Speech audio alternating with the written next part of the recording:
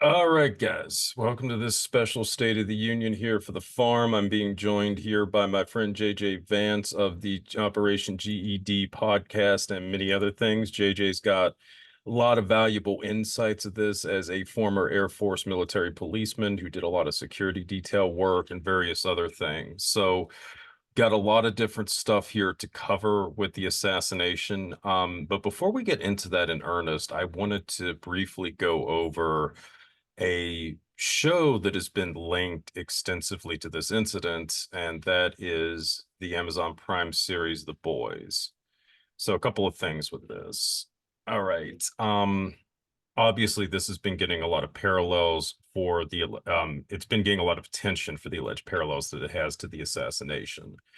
So for those of you who are unfamiliar with this show, it takes place in a universe where superheroes are both real and very rarely heroes.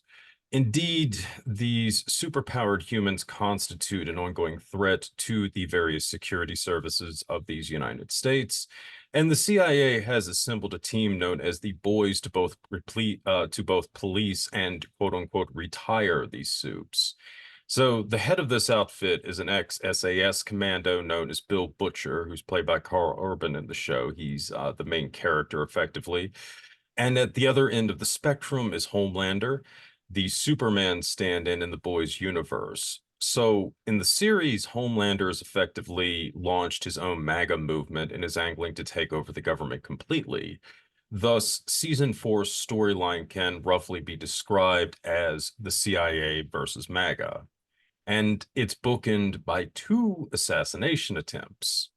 So the first one occurs in the first episode of season four. Victoria Newland in the show is a kind of AOC-like figure who's seeking the vice presidency with a ultra liberal at the top of the ticket. His name is Singer. I think it's Robert Singer. Anyway, Newman is also a closet soup and an uneasy ally of Homelander. So as the show opens, the boys fail in their attempt to assassinate Newman.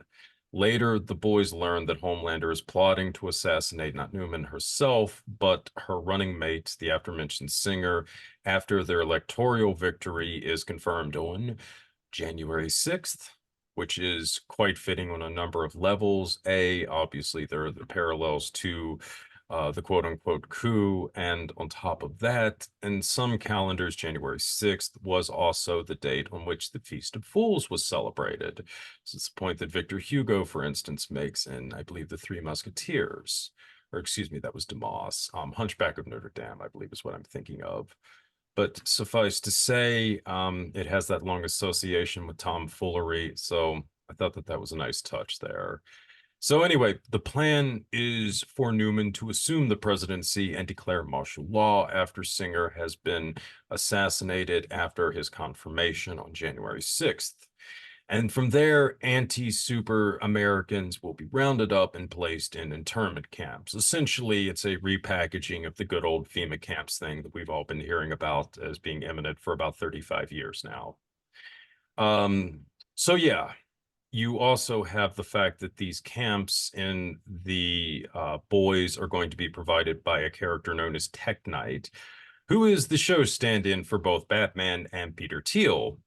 And I challenge anybody who does not believe that this is Peter Thiel to look at the bizarre BDSM scene in, I believe, the sixth or seventh episode, and tell me that that is not meant to invoke Thiel.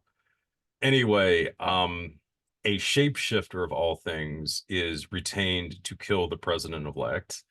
That's going to be really interesting, I think, in terms of some of the symbolism that we'll get into here later on. So the shapeshifter is to assume the form of a member of the boys, thus framing the CIA team for killing the president-elect. But the assassination fails, the president survives, and Newman is later killed by the boys, or specifically by Butcher. But Congress invokes the 25th Amendment and replaces Singer and then declares martial law. The Speaker of the House becomes the president because Singer has been declared unfit for office under the 25th and Newman is now dead. And the Speaker of the House, on top of that, is a total Homelander lackey. which is also interesting because this sort of invokes some of the conspiracies from a couple of years ago about how Trump would return to power by being nominated to be the Speaker of the House. That was kind of a popular one during the 2022 election cycle. Anyway, it's important to emphasize that it's later revealed that whether or not the second assassination succeeded was essentially irrelevant. And indeed, the plotter believed that it would most likely fail. All of the stuff that had already been planned, such as martial law, went into effect regardless of whether or not it worked out. So there's a lot of interesting stuff with the boys, and certainly there's been an incredible amount of parallels with the show in terms of what has unfolded in politically in the United States for roughly the last 6 weeks. And so much of this stuff down to the potential use of the 25th Amendment, which obviously parallels Biden, the presence of a very strange Peter Thiel-esque character as sort of a puppet master working in some of these, and obviously the ongoing subplot of MAGA versus CIA. All of this is things that will be relevant as well, as is shape-shifting, because it also invokes the possibility of a double, which is again sown rather throughout this incident, and the symbolism most notably with Thomas Matthew Crooks. Thomas is also sometimes used as a stand-in for twins. So again, something to think about as we consider some of the various characters in this saga. So anyway, now that I've set the stage a little bit here with the boys and gave you guys some pop culture references to chew on, I'm going to start turning things over to JJ so we can lean on his expertise to take us through some of the nuts and bolts here. So JJ, to start off with, can you go over the haste with which this rally came together? Yeah, for sure, Stephen. It's great to have this conversation here tonight. Appreciate the invite. Absolutely, JJ sir. Vance, host of Operation GCD, and love to get into these kind of topics regarding parapolitical activities, especially of the presidential variety. And tonight's conversation concerning Clan Vance should be unique in and of itself. So I think for me, like trying to capture or understand these kind of big events, these parapolitical events that transpire, I like to kind of put them on a timeline, see what occurred when, and how, in what order, to try to determine really get a better sight picture, get a clearer sight picture of what's going on here, right? So looking at this Trump rally here in Butler, PA, which we're looking at the pictures of right there. So that was scheduled on or about June. It was scheduled on July 3rd. Was when the Trump campaign notified the Butler, township in Butler County, PA, and and other authorities, Pennsylvania State Police, et cetera, all the proper authorities for scheduling these type of events. So that's July 3rd. That's a quick turnaround. That's 10 days before the shooting. So 3 days before the shooting that occurred on July 13th, July 10th, Jill Biden schedules a dinner in Pittsburgh. This becomes key later in understanding kind of the intentional catastrophe that transpired surrounding the security of former President Trump, because that was very much part of. It's not just the cover up or the crime; it's the intent going into it, and to provide excuses for why they didn't have X, Y, or Z security details present that day at the Trump rally on July 13th. One of the excuses that laid that groundwork was Joe Biden had a dinner at Pittsburgh on July 10th.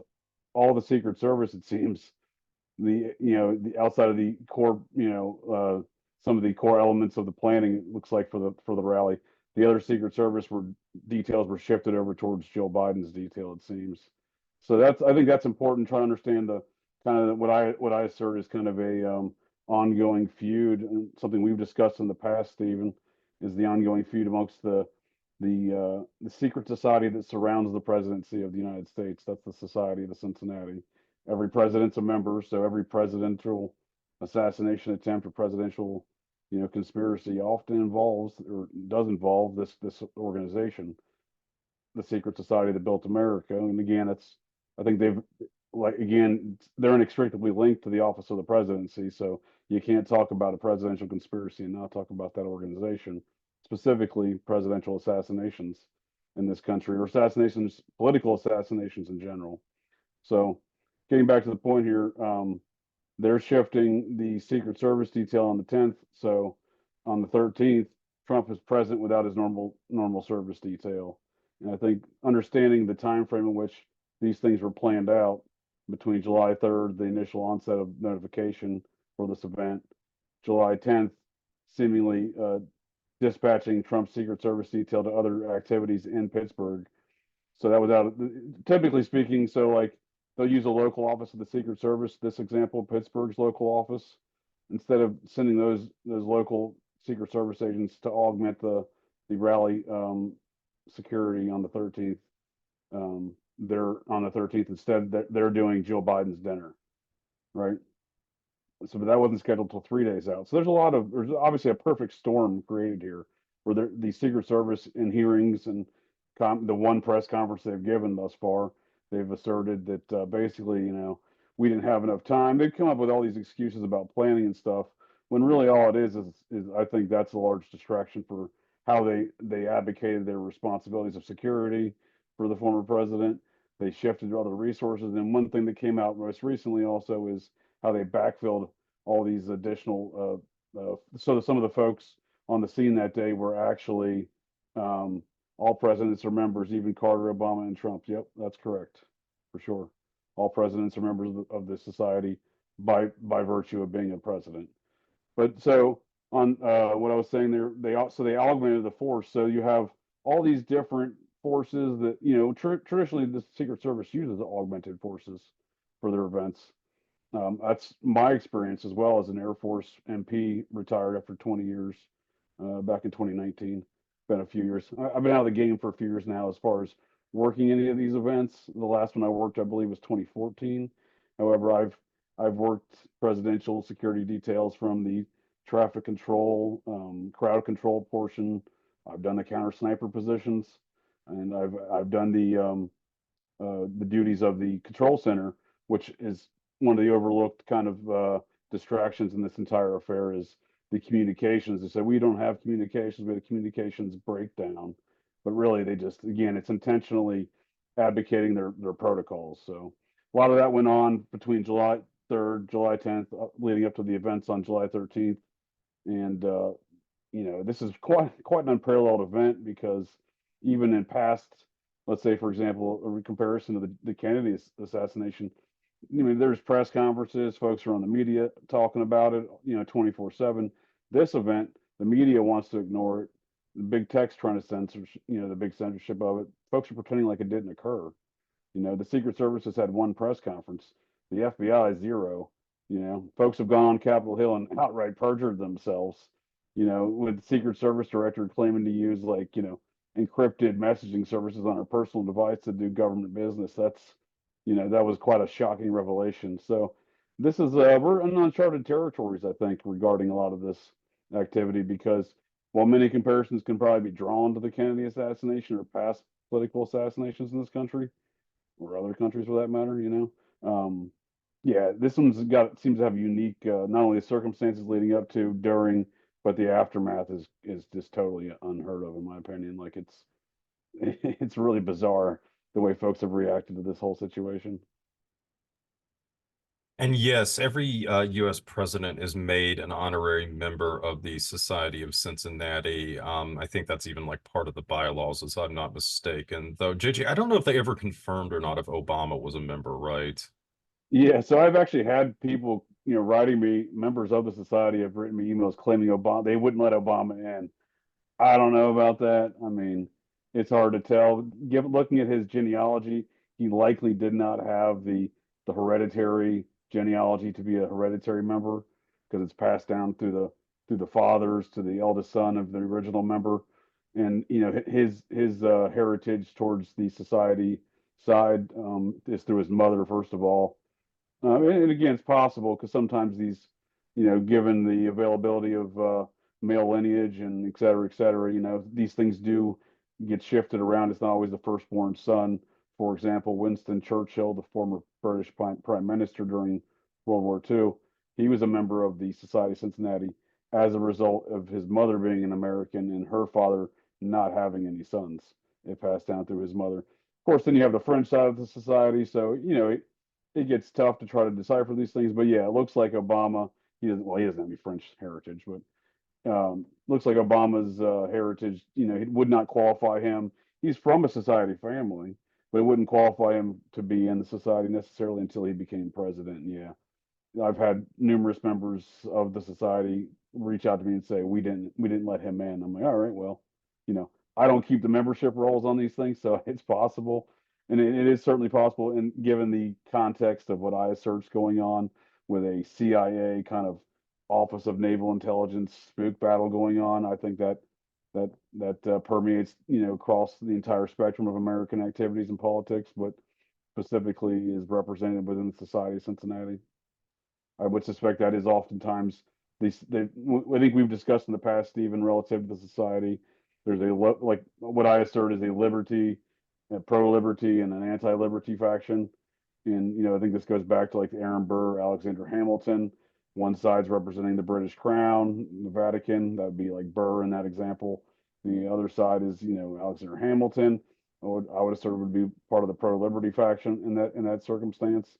And again, this I think this feud's transpired and exemplified throughout numerous instances in American history. But I think it's going on today, and I think it's largely, if you look at like again, I think it's a CIA versus ONI type of feud, and I think you look at you know the membership of the society, yeah, and there's a lot of military folks in there and a lot of spook folks from both sides. So I think that's very plausible scenario what's going on here. Well, to add some backdrop to this here, two things. So first off, the Burr-Hamilton duel might actually be more relevant to this incident than has again generally been acknowledged. It's important to remember that the Burr-Hamilton duel actually unfolded on July 11th, 1804. So the Yep. 220th anniversary would have been roughly 2 days after the attempted Trump assassination.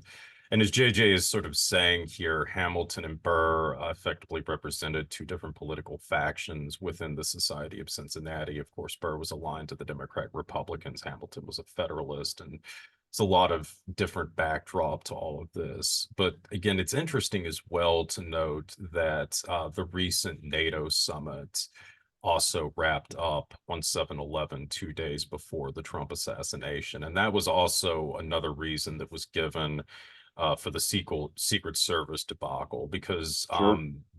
I can confirm this because I was in DC on 7/11. There definitely was a substantial Secret Service presence on the street, though it's also important to emphasize that there was no military present, which I think is especially relevant in terms of the allegations that martial law was going to roll out as soon as Trump was dead, which, Mhm. based on what I saw in DC, that was not the fact. I mean, if you're planning something like this, you want to have your forces ready so that you can move and catch your opponents off guard. And having this big NATO summit with Zelensky in town with all these other people, you had a golden opportunity to call troops up. Nobody would have seriously questioned that. But there was no military in DC 2 days before this attempted assassination. And I think that that's very important to emphasize because there was a golden opportunity to have military there. And another thing that I need to point out here, because I know this some of the Society of Cincinnati stuff is going to seem arcane to some of you out there, and you're going to be wondering why we're bringing this up.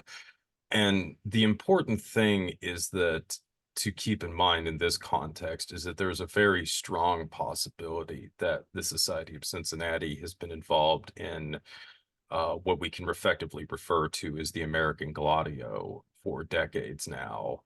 And this would have come through a peculiar organization that I've been documenting for years now, known as the Sovereign Order of St. John. It turned up in the PatCon investigation that the FBI did leading up to Oklahoma City, for instance. It's been implicated in the Kennedy assassination. It's turned up in a litany of acts of terrorism. For years, I had dismissed any real possibility of a pre-1950 or 5 or so origin of this, but after I have looked more into Charles Bitschel's background, I've found a lot of evidence to suggest that he was heavily involved with groups that were tied to the Society of Cincinnati going back to the World War I era. and that the society was directly involved in raising a lot of these quote unquote super patriot groups that could be used as auxiliary forces with the military, effectively going all the way back to this era. And ironically, on my way to astronosis, this is actually something that I'm going to be researching when I go to the University of Michigan, as there are some archives there that might have some very compelling evidence of this. But this is something that really, I think, is greatly overlooked. The fact that what is likely the American Gladio Network has been around since at least World War One. It came out of the vision of a guy called General Ralph Van Diemen, or Van Diemen, depending upon how you want to pronounce it. And yes, I've been told by Richard B. Spence it's actually Van Diemen. Great irony there. This is the guy who created the American Protective League. He was the guy who worked heavily with the Klan, with a lot of these other super patriot organizations after World War One, to create a vast intelligence network across the West Coast. And he was likely instrumental in the internment of Japanese Americans going into World War II. And this is again an event that is far more significant than people realize, because that was probably a glimpse of the American Gladio Network being activated. So Sure. think about that. That's what they could do back in the 1940s. And there was already a plan in place for all of that. So we can only imagine now what this could possibly constitute. But anyway, with all that in mind, let's get back here to the assassination. So Yeah, JJ, can you get into just like the live stream stuff? Because I thought that that was so incredibly bizarre. yeah, absolutely. I was going to ask you the same question. If you could roll that back a slide to the live stream, and Oh I think yeah, it is important to focus on some of the other, like a lot of folks want to get wrapped up, like how many shooters was there, where were they all shooting from? Everyone's, all hot about the water tower, that kind of thing. I don't think any of those factors are really relevant. You know what I mean? I mean, they essentially they are if you want to hold someone accountable, but if you want to be just relevant for the understanding that this was not what it's being sold as, it's not a lone 20-year-old shooter who had no internet, no social media, no interwebs footprints whatsoever. So definitely not that. So if you want to understand that it's, you know, not that, you don't have to again evaluate the forensics, the trajectory of bullets or anything like that. Folks get lost in way too much of the minutia. And I think one of the elements that is very telling to me, outside of the chronological order in which this thing was scheduled and the operations planned for this rally, was this was essentially the live broadcast by multiple news outlets of a Trump rally that, for this presidential campaign cycle. And not only was it the first live stream, this was the first rally or first event that Trump's had on his presidential campaign, or anywhere else for that matter, even just his day-to-day life. They took away his counter sniper detail. So the current guys in charge of the Secret Service that got after the initial director got fired for her boondoggle on Capitol Hill, that guy Rowe, he actually was responsible for not only taking away but denying the replacement of these resources once they were taken away. So this rally was only the first campaign event where news were broadcasting live, and it was also the first campaign event, which or first event that he had counter snipers on his detail. Again, I think these are very telling aspects of the whole situation. It speaks again to the forethought and the intent of forces within the federal government, be it the FBI, be it the Secret Service, be it even the state government, because obviously there's going to be some compliance with state actors in a situation like this as well. So that the fact that they captured this, I was watching this live because I'd gotten on YouTube that Saturday in the evening and waiting on some food at a restaurant to pick up, eat some dinner, and yeah, and I'm like, oh wow, Trump's live on. I had no idea the rally was even planned. It's right there on my YouTube homepage. I click on it, and like 2 minutes later, he's getting shot at. I was like, this is wild, because immediately, you saw no media talking about. Like, I watched it on YouTube. Within a few minutes after that, I'm looking on just normal media websites for news. No one's reporting it. Eventually, I think 5 or 10 minutes later, CNN claimed that Trump fell down or something like that. There was the initial claims by many of the media outlets were there not were Trump loud got shot. popping noises. There were loud popping noises. Yeah, thankfully they were mostly peaceful popping noises. So Yeah, I mean, it's again, like within like comparison to this and JFK, the way the media reacted for that, you had numerous media folks that weren't even normal newsmen scrambling to get footage of the scene, scrambling to get on TV and report. Oh, there was a guy who was basically like the local clown of the news in Dallas. His son would later be the front man for the Butthole Surfers rock band, and who would then be friends with Timothy Leary. That's a different story altogether. But the dude who first broadcast the Kennedy assassination in Dallas that day was this guy who was basically the local clown on the TV news, and he was on the scene just as the story goes, he grabbed a camera and rushed to broadcast these things. So there was no rush to broadcast the Trump situation, and in comparison, it's very odd. The media reaction to these kind of events are very disparate for sure. Yeah, the fact that he just got counter snipers, the fact that he has not had counter snipers at all is kind of preposterous to me. But they're like, yeah, we just happened to give him counter snipers that day. Thankfully, we got him there because there was a shooter. I can just see how they would try to play off these excuses like they've already tried to play them off. Yeah, Trump to keep his own private security. Yeah, Trump doesn't like. He has never been a big fan of the Secret Service as it is. In fact, in his initial campaign, he declined much. I mean, he had Secret Service elements into his security plan, but his inner core was his NYPD security, and I think it's largely remained that way. See a lot of those figures in his orbit doing other things. For example, one of those guys was in charge of the RNC back in 2020. The head of security for the RNC in 2020 when he was the sitting president wasn't the Secret Service. It was one of these retired NYPD guys that he's employed for decades as part of his security detail. So I think Trump's had a long-term distrust for the Secret Service. So what do you make then of his reaction to come out and immediately praise the work of the Secret Service? Honestly, I think it's one of his classic kind of Trump troll jobs, right? Like he's he's gonna try to take the higher ground and take whatever shots he can. I feel like that's a lot of times, he likes that's not always the way he operates. Obviously, he likes to throw a lot of mud. It's pretty pretty obvious at times. He acts emotionally, like the other day when he was at the National Association of Black Journalists convention and getting roasted by those reporters asking ridiculous questions. Like the questions, that's normal things he fields from the reporters. But that one lady like turned her back for a second. And he like reached over, grabbed her water bottle, and screwed the cap on real tight because you know the guy seeks his revenge at all costs. I think, but that's what I'm saying. Like he may be saying nice statements, in public, and committing the Secret Service because he's plotting something on the back burner for him. You know what I mean?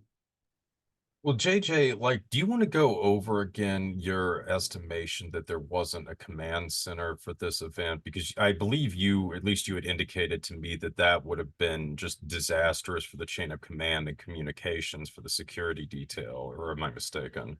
No, you're spot on, Stephen. It's one of the first things I noticed because, for example, I I've worked in those command centers, the command posts set up for these presidential security events.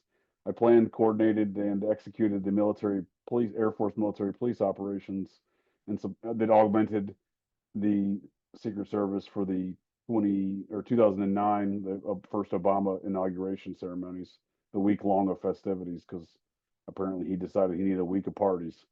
But there's always a command post. And the first thing, when the first stories that came out about this incident on July 13th, the initial media reports were largely revolving around claims that the local police and state police sniper teams that were working, which is normal. They normally augment these positions. So that's a pretty standard procedure. The things they don't normally augment though are the protection detail, which seemed to occur here as well, augmenting the protection. The actual guys jumping on the president you see on stage and rushing him off stage or slowly moving him off stage because they didn't know what they were doing. But command posts are always established in these circumstances, and it became pretty evident to me with the claims that were being made that there was no command post.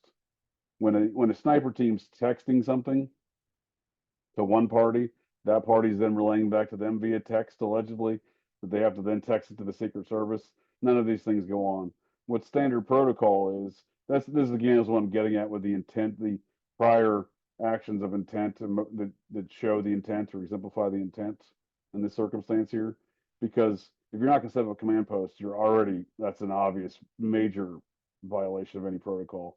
Because you have all these, and for this event, you have numerous, it's pretty standard. You have numerous different law enforcement agencies working these events, presidential security details. So what's very commonplace is if you can't get numerous agencies on the same frequency or on their radios, then you put the dispatcher for that agency into a command post with the Secret Service command post at the Secret Service command post. That way, if that agency, let's say it's the local Butler Township PD, which were one of the teams supporting that day, if they have to call their dispatcher is sitting right next to the Secret Service command post dispatcher. So there's no lag time. There's no 8-minute lag time in text messages. No one should be texting anybody anything. I mean, if you're not immediately clicking a button on your radio and calling it in, that's obviously the fastest manner to communicate. There's really no excuse. The only excuse is they never set up a command post, which again, a lot of folks were dancing around that in the Senate hearing with the Secret Service director or the former Secret Service director. No one's really explicitly stated that yet. It's never really been explicitly stated after the FBI or the state police hearings, but it's all been basically commented on how the manner in which the communications were being sent. That is via text message, which means they never had a command post if they're sending folks via text messages. So that's a major, major violation of protocol. Well said.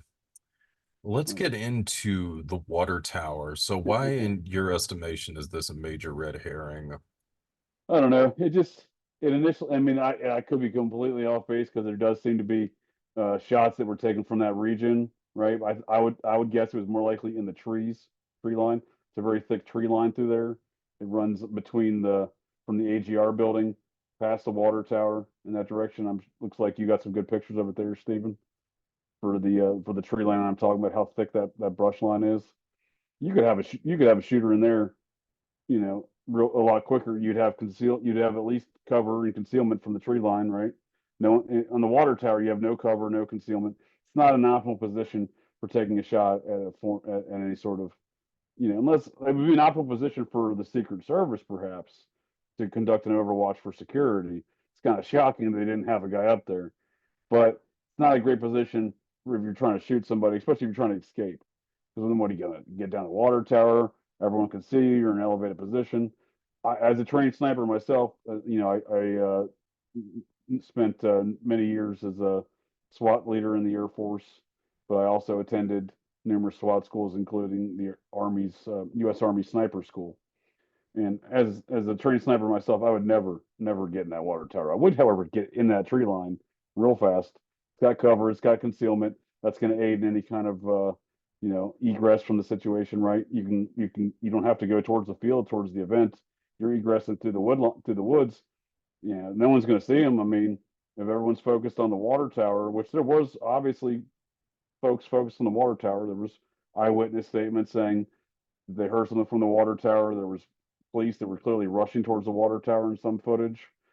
I just think if the shots came from anywhere near that water tower, they came from the woods because that would be the ideal position for a sniper. Well, I'm gonna have to disagree with you a little bit on All this. right. So let me bring up another picture here. Just okay, so we can kind of be clear here what we're looking at. So okay, this is where Crooks was obviously, or at least theoretically, when he shot. Trump would have been here. This is where the people who were killed in the bleachers were at. As you guys can see, the water tower is over here. So this is like one of the reasons why the angle that Crooks is shooting at is very problematic in the official narrative, because uh, Trump would have been, as you guys can kind of see it, like a bit of an angle. He wouldn't have been facing directly towards Crooks was at. So Trump is wounded in the right ear, which means that the bullet theoretically would have had to almost traveled entirely across Trump's face. And another issue with that is this building is not that big. I mean, I think it's only maybe 10 to 12 feet high or something. So you got to figure Trump standing on a platform is probably going to be close to around at the same height level that Crooks would have been in theoretically, Oh, where he was sure. trying to take the shot at. So that's just really problematic on a lot of levels. Now, as for the water tower and the tree line, Even though like I know how this looks in the pictures, having actually walked all across that area, I can confirm from ground level that you would easily be able to see somebody in those Oh, trees. really? Okay. Yeah. And another thing that you have to keep in mind, and this is like sort of another way that a lot of this stuff has been shot, but pretty much like right past where the water tower is, there's a bunch of suburban houses. Yep. So you got to remember there's houses. I mean, I kind of captured a little bit of this here, but I mean, I took this picture like right from sort of the area where they're starting, but there's houses like all kind of going back in there. And the road for the back entrance to the Butler Farm Showgrounds, Meridian Road, it's only, I mean, maybe 200 or 300 yards from this spot as well. So this is another reason why the tower is just really bad, in my opinion, for to say that there was a shooter up there. Because I mean, cars driving along Meridian Road would have easily been able to see if somebody was on this water tower. Sure. And No, that's a good point. Because they're a gonna lot of the stay. folks from that road were sitting along this fence line you have right here. And there's a They, road they'd come also. over there and they were staying there.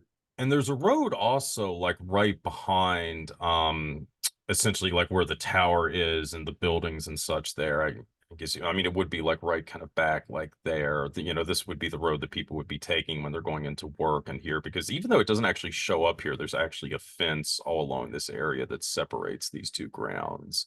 Yep. So, I mean, there's roads here, there's a major road back there, there's suburban houses and stuff. And, when again, you just think about how many people saw Crooks and filmed him, to me, it's just inexplicable that not one single person wouldn't have noticed something sketchy. I mean, the best that people have been able to come up with is that there was a van parked near the water tower.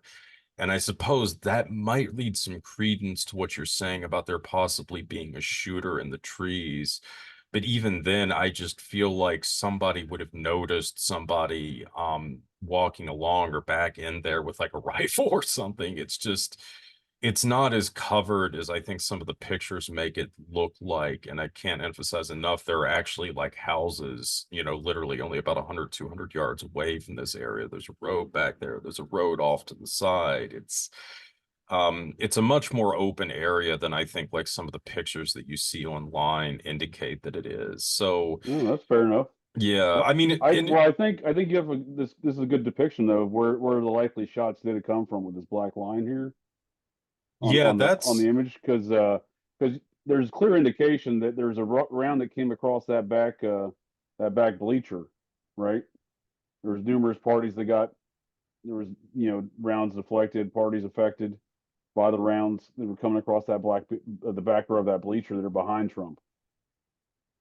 I mean that would be possible. And I mean, I don't Not I'm it's sorry, not behind him to the from the stage. If you're at the stage to the left of the stage, there was that black because it took out that arm of that's the hydraulic arm. One of the rounds took out the hydraulic arm and the arm deflated. I mean, I could definitely see something like that. And I mean, it's maybe possible the Crooks was a diversionary tactic so that you could actually have the shooter there. But I mean, it's also been acknowledged too that there were police shooters all in a lot of these buildings as well, which is like Yeah. another kind of factor to consider as well. I mean, I actually think it's more plausible that somebody might have taken a shot from like one of the windows or something. Well, that's the most plausible. That's the best position, right? Because if you're it, yeah, but that's a kind of a different circumstance, right? So that's no longer a shooter trying to egress and get out of the situation, right? Trying to escape the environment here. These guys they're part of the inside job, right? I think that's likely. Whether or not they're the only other party shooting, I think it's very likely there are parties shooting out of that building where Crooks is allegedly on top of. Not only was there emergency services unit, their SWAT team unit from the local county on the second floor window behind Crooks' shooting position, right? There was also allegedly, according to the testimony in Congress, there was a team of snipers and other personnel inside that building that Crooks was on top of. And there has been some body camera evidence that's been released, seeming to confirm those details, right? The Yeah. part of the Grassley, Chuck Grassley, Senator Grassley release of the body cam footage from the Beaver County Emergency Services team, the SWAT team, seems to indicate there was folks in there. So yeah, I agree with you. That's And probably that's the most ideal position. And that's, I think, one of the biggest problems with a lot of the conspiracy stuff is like, I mean, it's like people are trying to argue that the shots were coming from like the water tower. I mean, I don't know if you've heard this, but some people are claiming that there was actually somebody like behind the bleachers or something who Yeah, fired between them at Trump or something like that. So, right. I mean, there's been all of these just suggestions like that. And I still feel like, I mean, the most logical thing would have been for another shooter to be in the building because, like you're saying, I mean, Yeah, you could just, easily insert maybe like, I mean, special operations forces sniper in there. I mean, have him like wearing like a local police uniform or yeah, something. I mean, absolutely. so yeah, and then the other thing I wanted to point out that you had mentioned, which I completely agree on, it's just it's inexplicable that the Secret Service or somebody wouldn't have at least a spotter on the water tower because the water tower is the Yeah. highest building in that area. So you would definitely have a bird's eye view from there. That's kind of to me the most baffling thing about the water tower is that you didn't have like a police officer of some kind on the water tower, at least, as a spotter, an observer or something. Absolutely. I mean, again, and it's not like they can be like, oh, well, it's not like the slope roof policy that they suddenly invented in the aftermath of this event, where the Secret Service director said, gave the ABC interview claiming they didn't have snipers on that no one was on the roof where Crooks was, or the alleged shooter Crooks was, because it had a sloped roof. That, I mean, that whole excuse being as preposterous, on its face as it looks. You know, they could not. I mean, I could see them trying to apply that same standard. Well, the water tower had a tall ladder, so we couldn't climb up it, and I can assure you that they post folks on water towers for these kind of details very frequently. This is not it's not a new thought. It's not a concept lost on the Secret Service. And that, like, oh, we should probably have some guy way up there because that's the best view for everybody Yeah, I around mean, him. I'm a total layman in this, and I just walked into the grounds and I was like, why didn't they have somebody on the water tower? That makes no sense. Like, Yeah. Again, I think it speaks to that whole aspect of there was an intentional abdication of protocol and responsibilities, to create the cloud of the fog of war in which they could accomplish this mission, right? So I think there was an operation to kill Trump. I think there was also a counter operation to stop that operation, part of these feuding factions. But yeah, I mean, obviously, not they didn't have a sniper meeting that morning. The Secret Service did not show up for their own meeting with the local sniper teams that were augmenting their force for the security. They didn't have an advance team. There's numerous protocols that the Secret Service clearly violated. And again, I think it speaks to the intent and not having someone in the water tower, not having a drone. Where was a drone at? There's yeah, that's another weird one that there were no drones being used for surveillance, though Crooks apparently used a drone to yeah, survey the place. which they're not. Yeah, then there's the elephant in the room with that whole narrative. There's so many of these. I think there's just so many of these false narratives were immediately planted, the drone being one of them, because any drone purchased, I think after 2012 or 2013, it has FAA restricted airspace embedded in the software, where the FAA decides that's restricted airspace. You can't fly a drone within 30 miles of that. I know, and it's just, and that's the sort of like another thing. If Crooks had the capability to do that with the drone Right. used for surveillance, like why didn't he just try to use the drone to kill Trump? Right. I mean, honestly, Exactly. Right. Yeah, exactly. they got him making bombs, right? They got him flying drones. So, I mean, yeah, you could have come up with a much better plan. Even though they insist that this had military type precision with his scheme to shoot Trump. Um, Right. by the way, I also wanted to point out like these circles here are where the Secret Service counter sniper teams were.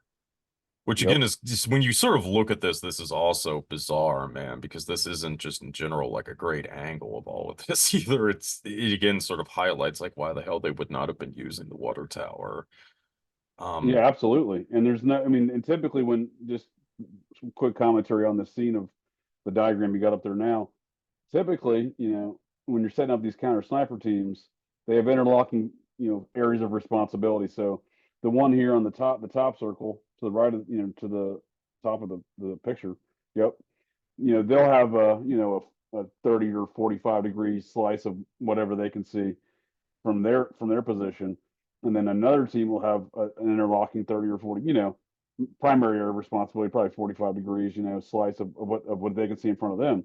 And this happens all around, interlocking fields of fire for security, in and their security posturing, which clearly didn't go on here. They have two teams. These are the first two teams that's been guarding Trump apparently for a while, and they're looking, kind of off in each direction. But yeah, and had they attended the meeting that morning with the local guys that are over there in the building that Crooks was on top of, then maybe there'd have been some better sniper security.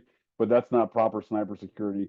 Having guys in the building over there, adjacent to the stage, and then these two guys behind them. That's again, it was speaks to that intentional failure of planning that seems to have occurred here.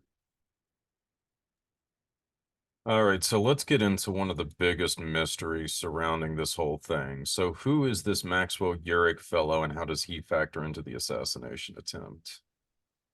Yeah, I think this is a really intriguing aspect because I think it speaks to the kind of the spook operation versus the spoof on spoof action going on here.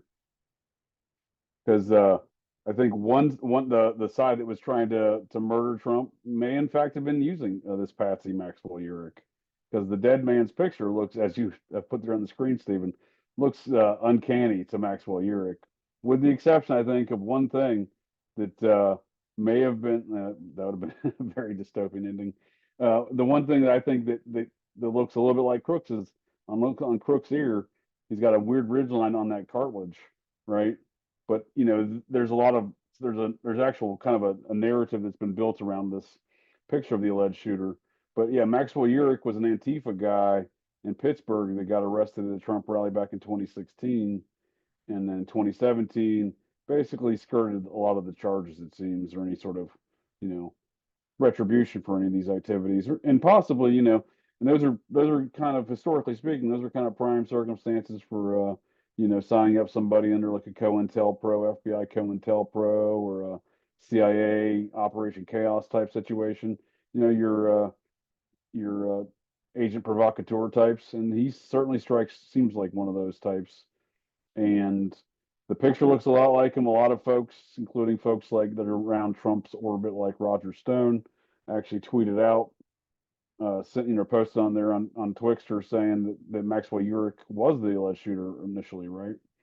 And then this Thomas Crooks name came out kind of almost simultaneously. So it almost seemed like there was two factions. Like there was an actual dead dude on top of the building who strikingly looks more like Maxwell Urich than Thomas Crooks.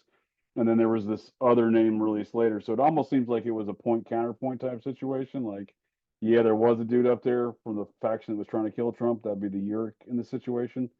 But then the counter operation against that, they're using this Crooks guy's name. Where Crooks is, I have no idea. However, I don't think that's Matthew Thomas Crooks there, or Thomas Matthew Crooks on top of that roof there laying dead. Now, that photo allegedly comes from the initial Beaver County SWAT team and Washington County SWAT team guys that got on the roof. Immediately, they used a pallet. There's been video evidence released of this now. They used a pallet, and put it on top of an air conditioning unit on the side of that building and climbed on top of the roof. Now, there's a guy in a suit, according to Senator Ron Johnson from Wisconsin. He claims that individual told the Beaver County PD officers up there on the roof to text him a picture of the dead shooter's face so they could use it for some sort of confirmation. Now, that guy claimed to be an ATF agent, and according to Ron Johnson, he stated that he called the ATF. They initially claimed that was one of their agents, but then when he called him back, they wouldn't take his phone calls. So there's a real mystery where that photo came from, but I think it's in of itself the fact that photo got leaked like literally immediately. I'd say within 2 hours of the event, that photo was online. I think that's part of the operation. I think it's potentially, there could be some mixing of these two men in that photo, right? Like there could be some photoshopping of dude's ear onto Maxwell Urich's face, kind of thing. Because if you zoom in on that right ear there of the alleged shooter there in the middle, it looks like it has that same kind of crooked nature of Crook's ear. However, you also can't discount that Urich's ear doesn't look like that either because of his without the comparison. Yeah, there's so much weird stuff about this. Now, apparently Urich has not been seen since the incident on July 13th, and apparently he was questioned at the event. So that's led to speculation that that's why he was in fact the guy who was killed, and that's why nobody's seen him. On the other hand, though, it is fair to point out that he also might have decided to go into hiding voluntarily to avoid, the inevitable legions of people who would be trying to track him down, trying to talk to him. Though conversely, the fact that nobody was managed to find him, if that is the case, is a bit remarkable. There's also been the epic scrub job that's gone into his background online, and the fact that nobody connected with his family or anything has chosen to insist that, at a minimum, he's still alive to stop the speculation. And then And another, those are great points, especially the scrub job, because his Facebook was gone, his people search data from like public people databases for Maxwell Urich wiped almost immediately within 24 hours of the event, gone. Now, Thomas Crooks, you can still go on his high school YouTube page and find a video of him in his computer class. So, not necessarily the same scrub job. So that's why, it seems, but he had no, like, it seems that Crooks had no social media footprint whatsoever at all. Whereas Maxwell Urich at least had a Facebook that I've seen screenshots of that went under the name Max Swell. However, yeah, he seems to be MIA, which, you know, I don't know. I mean, you could look at it either way. I mean, but it seems to add some more of the mystery to this whole situation because obviously the FBI is not holding press conferences. They've declared it was Thomas Crooks, right? Or someone did, and they've stuck to that narrative because I think there's a lot again back and forth between different spook scenarios going on here with one being one spook and one being for the other spook team. But nonetheless, the fact that we're having this conversation here weeks after the incident and there's not been any kind of press conferences, any sort of validation, confirmation, or even a speck of evidence, I think it seems pretty telling to me. It seems very telling to me about what's going on here and the larger nature of things. It's not some small operation. This is a big operation, and this is where weeks later the FBI loves cameras. They have no problem getting in front of the we look at the Vegas incident. They did maybe a press conference every day for like 2 weeks after the Vegas shooting in 2017. So I mean, they do have a history of getting in front of the cameras and touting their narrative. now, another bizarre thing about this incident too were the reports of explosive devices being Oh found. yeah. I remember seeing that I think within an hour or something, the Trump assassination on attempt on July 13th. Now, originally, it was reported that Crooks's vehicle had been searched and found to contain explosive devices, but it was later revealed that there was a van actually from Arizona that was parked, I think maybe a block or two behind the water tower that had been searched. Now, I've seen some reports saying that the van belonged to Urich, but I have not been able to confirm that. So that's still up a matter of debate there. But I mean, it's still really bizarre, obviously, that there was a van from Arizona at the particular rally and that was searched. And as yet, we still don't know anything about who the potential owner was either. So this is another peculiar aspect of this whole incident that's really being underreported, in my estimation, in favor of whether Crooks had a ladder or if there was the invisible man on the sky blue water tower. No, So that's a great point, Stephen. But I think you just identified a couple other of these kind of distraction factors, right? Now, I don't know for a fact the van is a distraction. I suspect it probably is because there's this whole in my opinion, false narrative being pushed around Urich being connected to Arizona. Now, I found no connections to that is the report about the van in Arizona. You are correct there. I just have never found any evidence Urich's connected to Arizona whatsoever. However, there is folks in Arizona named Urich. They own an armory and have federal firearms licenses. They don't seem to be connected to these people at all. But there are false narratives being built around this, just like there was false narratives built around the ladder. It was initially reported that eyewitnesses saw Crooks walking up there with the ladder earlier that day, placing the ladder in the building. These were all things that were reported by the media. That all turned out to be nonsense. Both the ladders that are later seen against the building are now proven to be law enforcement officers on their body cameras putting the ladders up there. That stuff's been proven. The FBI director actually testified saying that, yeah, Crooks bought a ladder, but yeah, he didn't use it, which makes no sense. So why we've been talking about a ladder, right? Like, Why why is there any ambiguity of whether or not people saw the guy bring a ladder? The FBI is like, well, we got him at Home Depot that morning going to buy a ladder. We got that on video. That's what he said in Congress. But then when pushed on, they're like, well, did he use that ladder? He goes, yeah, he didn't. So like, I think these things are just distractions, really. The ladder, the van, the water tower. These things all kind of, I think, lead people away from, you know, some of the actual details of what's going on here, and maybe even the bombs, because when the topic of these alleged bombs got drilled into more during the congressional hearings, the FBI, congressman had reports from the state police saying like the Crook's home was empty of any sort of livable conditions and was basically serving as some sort of bomb manufacturing facility from the sound of things. They emphasized there was no silverware, that the place was clean like a lab, these kind of things. So that all sounds a little preposterous to me, a little fantastical. I don't see this guy and his parents living in a home. I mean, his parents have been seen on like video and stuff by local media outlets since the incident. I just don't see. Yeah, it does reminds me of the pipe bombers on January 6th. You know, again, so like there's this whole narrative that's built. There's never any evidence to substantiate the pipe bombers from January 6th. The FBI still can't find that person.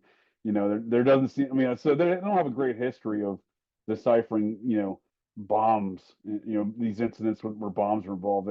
Their history of describing these details, they seem, pretty weak to me as far as their abilities to decipher what is or is not a bomb, because they can't find the January 6th bomber. That's a great point. And as far as this bomb goes, the state police are saying something, the FBI is saying something, Congress has got a different story, and I would just suspect at this point, since there's so many different narratives around the bombs, that it's probably all a distraction, unless they want to show evidence later of said bombs, but or bomb making facility.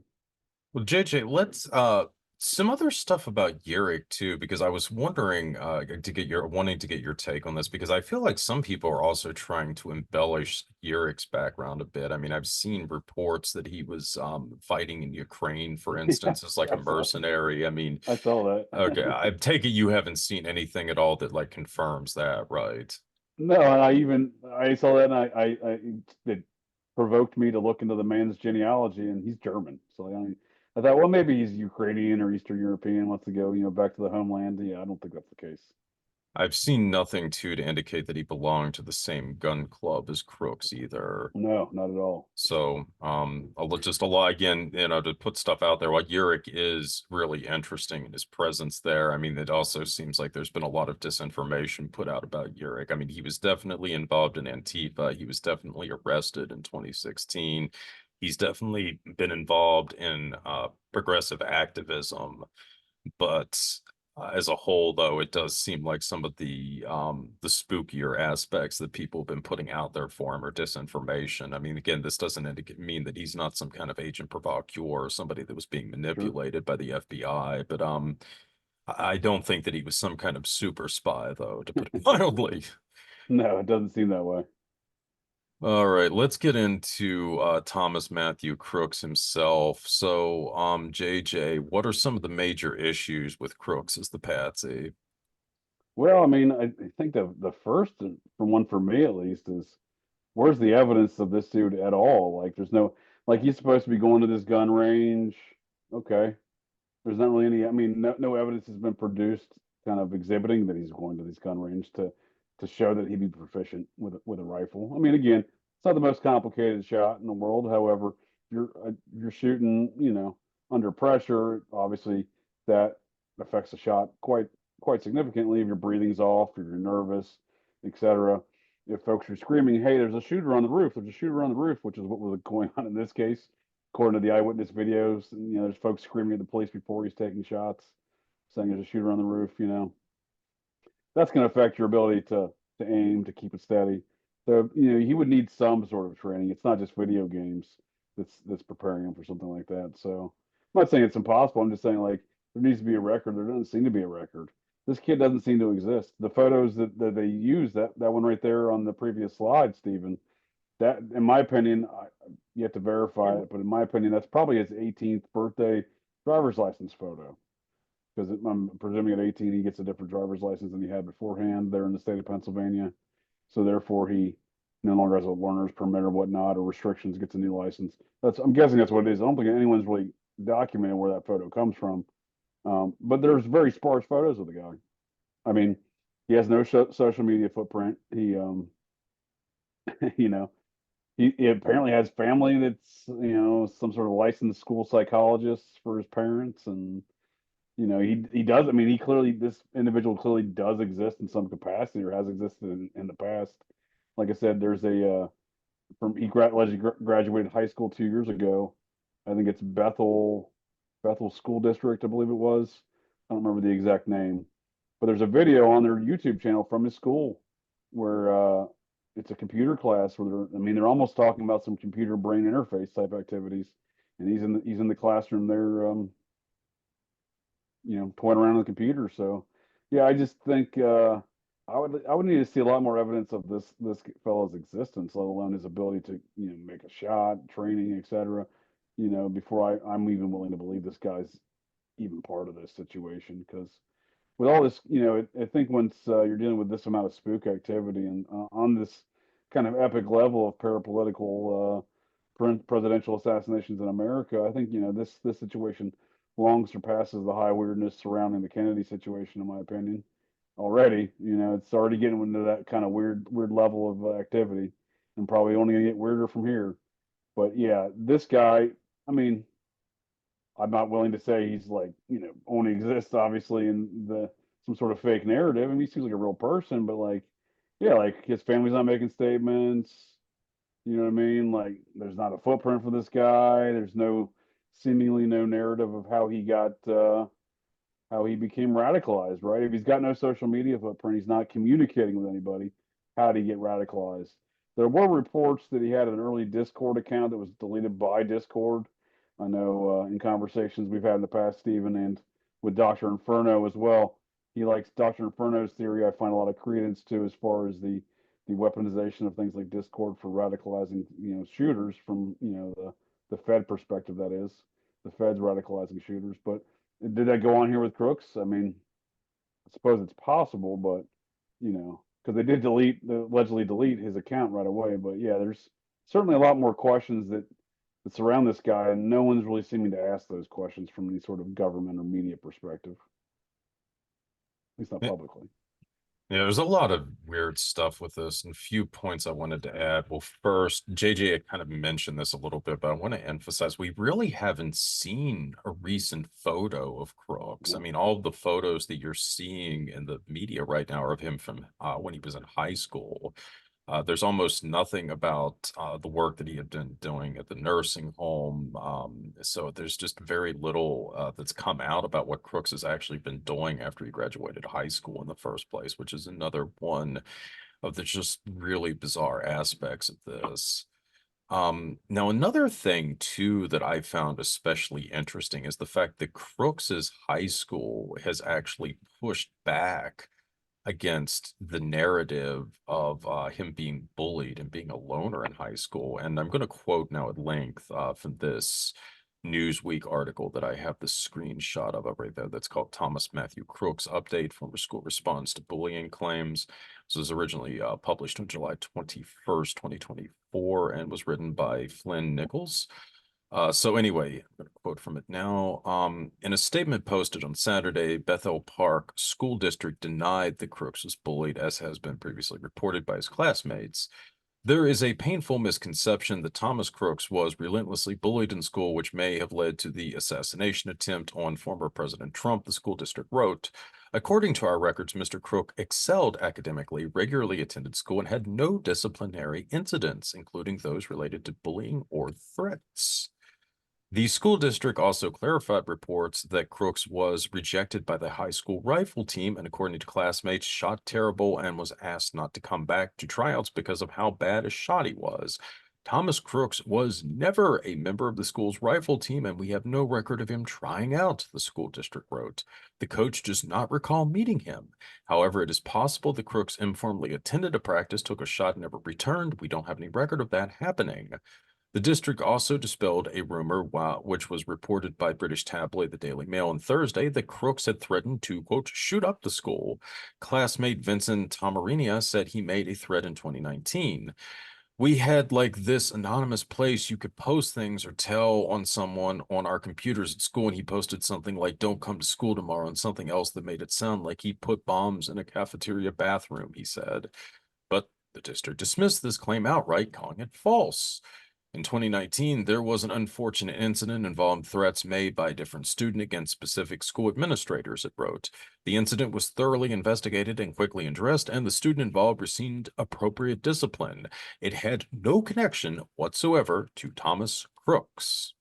The school district said it would be, quote, wildly irresponsible for it to speculate on Crook's mental state in the 2 years after he left school, and that as a student, he was known as a quiet, bright young man who generally got along with his teachers and his classmates.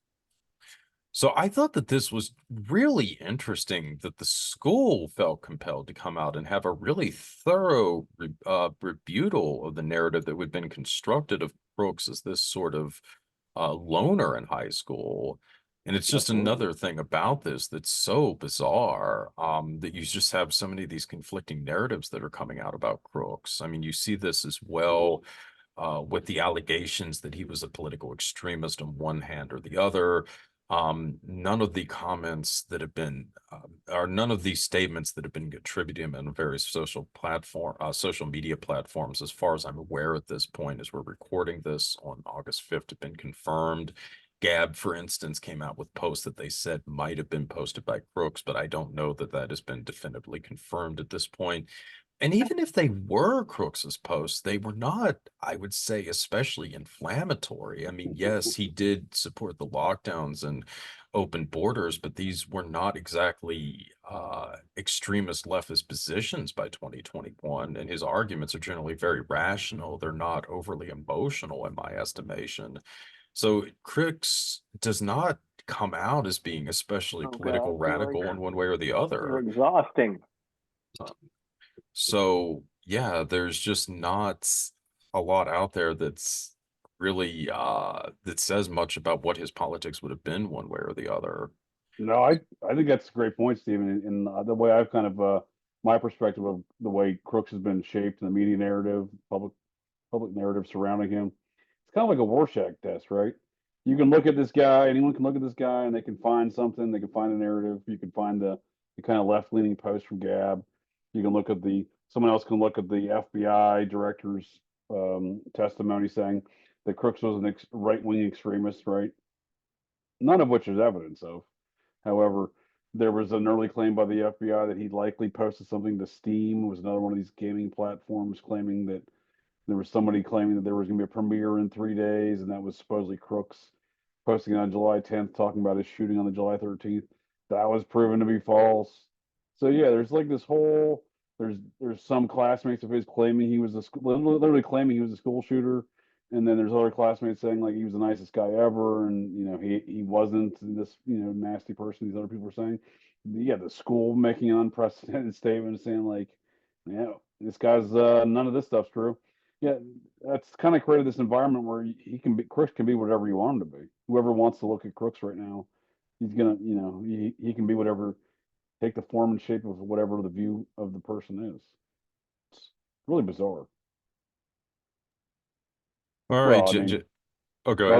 I was just looking at this question. I mean, Trump's reaction there can be a lot to be said about that. I mean, especially as as his apparent magnificent healing abilities and et cetera, et cetera. Again, I think when you're looking at an op and a counter op, there's a lot of things that can be present here. And one of those things certainly could be that Trump never did get shot and is just playing along. I think that's certainly plausible. Given his giant bandage didn't last very long on there. When he took that giant bandage off the ear, it seemed like his ear was pretty healed up pretty quickly. And I will say, as of yet, there's been no footage that's come out that actually shows Trump being wounded or grazed in the ear. The image that it was being passed around has been proven to be doctored on that. Sure. And I don't think the FBI actually came out and confirmed, quote unquote, that Trump had been grazed by a bullet until like July 31st or something Yeah, like it was that. So last Thursday, I think. so Yeah. yeah, it took the FBI like almost 2 weeks to finally say that he actually had been grazed. So yeah, in the grand scheme of things, I mean, the only thing that we really have to put Trump in harm's way is that freeze frame of a bullet coming near him. But I mean, we don't have any actual images of him being shot. And yeah, the bizarre aftermath of which, whether or not he was wounded, and the fact that it took weeks for this to actually be confirmed is just another peculiar aspect of this. Oh, absolutely. But that's something we'll get to here in a little bit. But JJ, I know you've talked about this with me privately, but could you get into some of the connections that Trump has to the Office of Naval Intelligence and how this ties into the potential assassination attempt? Oh, for sure. Well, I think if we're talking presidential assassination attempts, and we touched on it at the beginning of this conversation, Stephen, regarding the Society of Cincinnati, right? So let's look at the last presidential assassin. Well, not the last presidential assassination attempt. Look at the last presidential assassination, John F. Kennedy.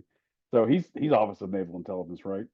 And then you have the CIA, who's allegedly killing Kennedy, right? So I think that's a good kind of a base, general understanding of what I'm trying to describe here amongst them, amongst this crew of society folks. With Oswald falling in that same mix as likely being a hereditary member of the Society of Cincinnati through his second great grandfather, who served in the Georgia militias during the Revolutionary War as a major. And that man's son was a prominent figure in the Confederate, I believe, the Confederate Navy out of Gulfport, Mississippi. So, looking at those kind of circumstances, the JFK situation, you kind of have a CIA ONI thing going on there, right? Within the society, right? And then you go, because Oswald clearly had CIA connections, right? He was, you know, what level of, operative or agent or what have you, I'm sure can be debated. However, what really can't be debated is his connections to the agency and around all of, what he's doing there between, the Russian stuff, the New Orleans stuff, etc. But I think that kind of plays out here too, right? So you look at uh, you look at the folks that Trump surrounded himself with. Well, you look at Trump's first administration, like he was always very vocal about the CIA and seemingly at odds with them, considering they clearly played a role in some of that Russiagate nonsense that he was still to this day, very butthurt about, and rightfully so. He had his, for at least bare minimum, his Fourth Amendment rights grossly violated, but likely other rights such as the 14th with due process and whatnot, but definitely unlawful search and seizure. Nonetheless, um, so Trump seemingly has a feud with the CIA. He surrounds himself with ONI guys, right? So Steve Bannon, one of his closest, advisors and operatives within the Trump orbit, he's ONI. Sean Spicer, who was a Trump spokesperson there at the early onset of his presidency, he's ONI, another officer, lieutenant commander, I believe. You have folks like within the media mouthpiece of Trump, like one of those figures being like Jack Posobiec. Jack Posobiec's an O&I officer. He's oftentimes within breaking things within the Trump sphere of influence and ideas and philosophies. So I think Trump has surrounded himself with these O&I characters. Uh, when that occurred, who knows? But it seems to be playing out right now with an ONI CIA type feud, which again is not the first of its kind, especially amongst the Society of Cincinnati crowd, but certainly seems to be apparent here in this Trump situation for sure. All right, let's get into one of the most bizarre aspects of this, and that involves the founder of the nation. All right, so this is also happening within the close proximity of the Butler farm grounds. So there's a spot in Evans City where George Washington miraculously avoided being assassinated in 1753. So as the story goes, Washington was dispatched by Governor Robert Dinwiddie, which I do believe is his actual name, with a message for the French. Relations between the French and British America had rapidly deteriorated and would erupt into the French-Indian War in the following year, which is 1754.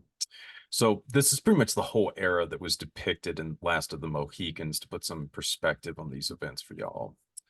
So Major Washington is en route to Fort Leboeuf, I believe, which is near present-day Waterford, Pennsylvania.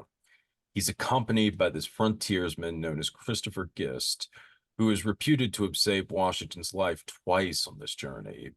So upon reaching Leboeuf, Washington was to deliver the following message to the French: withdraw from the Ohio County. Washington and Gist made their way along the Winnebago Path, a well-traveled Native American road. They made it to Fort Leboeuf safe and sound, but the French predictably declined to withdraw their forces for some reason.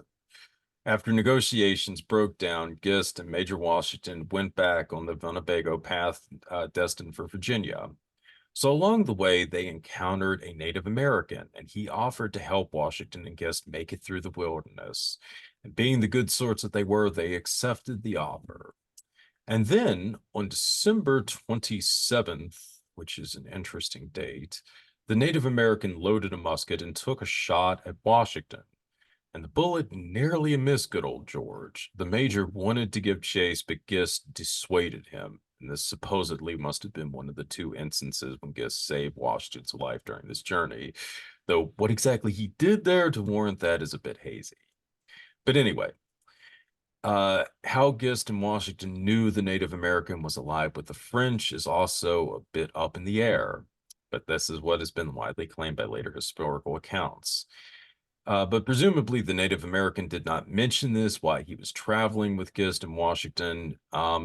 And since they opted to not chase him down, you do have to wonder what happened here. I mean, obviously, there's no reports that he chanted Viva la France before trying to take a shot at Washington.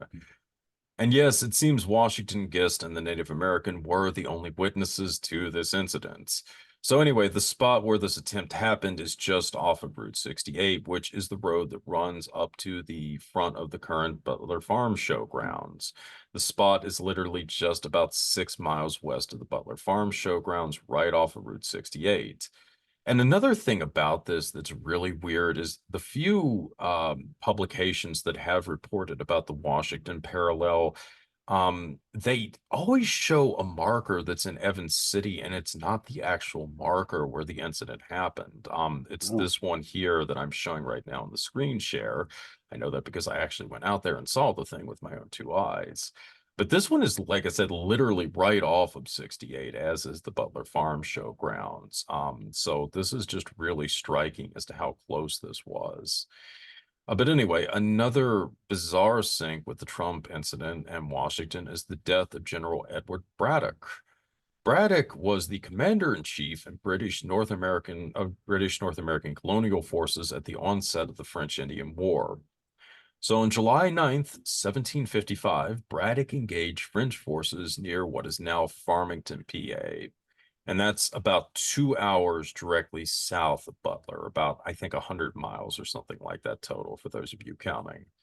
So anyway, it's near the PA border with West Virginia as well.